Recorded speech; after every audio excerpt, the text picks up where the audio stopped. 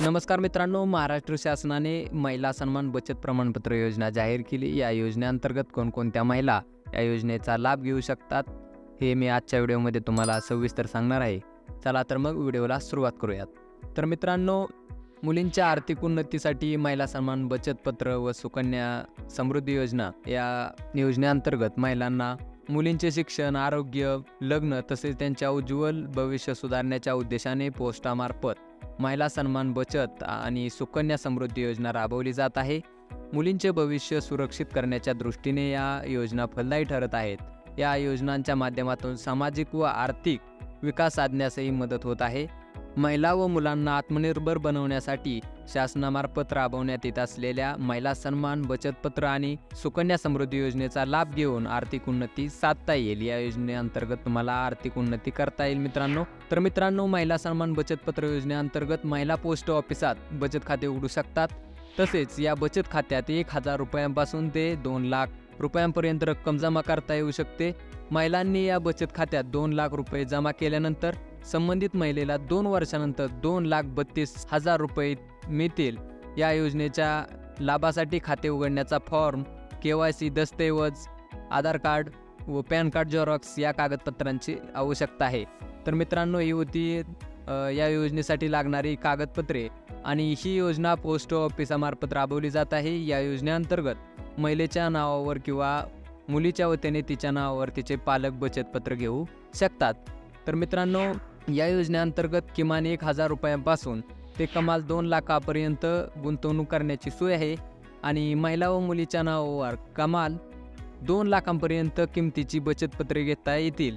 आणि या योजनेमध्ये मित्रांनो 2 बचत पत्रांपैकी किमान 3 महिन्यांचे अंतर असले पाहिजे। या योजनेमधील गुंतवणुकीसाठी व्याजदर 7.5%, 7.5% तिमाही चक्रवाढ पद्धतीने असून 1 वर्षानंतर 40% रक्कम काढण्याची सोय आहे। या योजनेतून घेतलेल्या बचत पत्रांची मुदत 2 वर्षांची आहे मित्रांनो। या महिला सन्मान बचत पत्र योजनेत तुम्ही 1000 रुपये गुंतवले असल्यास मुदतांती तुम्हाला 1160 रुपये मिळतील आणि 50,000 रुपयाची जर तुमची गुंतवणूक असल्यास तर तुम्हाला मुदतांती 58,011 रुपये मिळतील। त्याचबरोबर मित्रांनो, तुमची 1 लाखाची गुंतवणूक असल्यास तुम्हाला मुदतांती 1,16,022 रुपये मिळतील आणि 2 लाखाची जर तुमची गुंतवणूक असेल मित्रांनो तर तुम्हाला 2,32,044 रुपये रक्कम मिळू शकते।